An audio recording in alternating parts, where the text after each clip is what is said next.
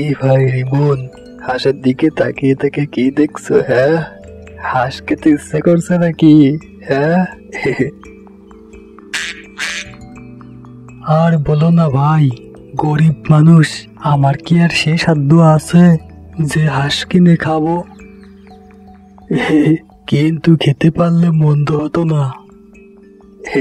রিমন ভাই, তুমি ওই হাঁস দেখেই যাবে, কিন্তু কিনে খেতে পারবে না। ওভাবে বলো না রতন ভাই, কথাটা শুনে বুকের ভেতর কেমন যেন বাড়ি দিয়ে উঠল।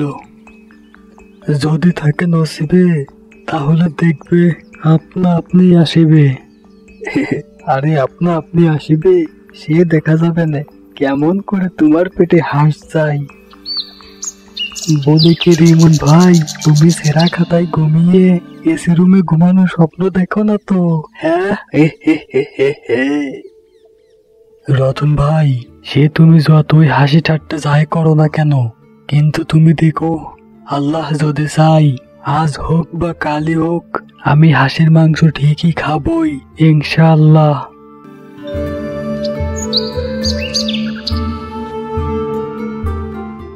হ্যাঁ, এই যে খোকামনি, আসো আমার থেকে দুধ নিয়ে যাও।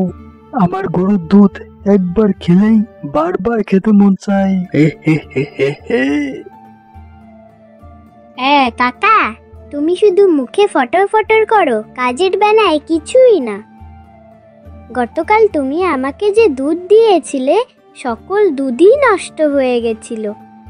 আমি তোমার থেকে দুধ নিব না, মা বলেছে রিমন কাকার কাছ থেকে দুধ নিতে।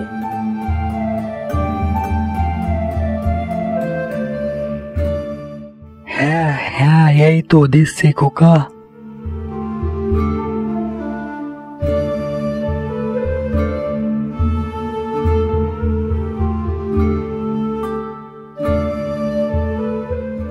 রতন ভাই, আমি তোমাকে আগেই বলছি, তুমি দুধে পানি আর পাউডার মিশিও না। দেখলে তো, আজ তোমার দুধ বিক্রি হলো না।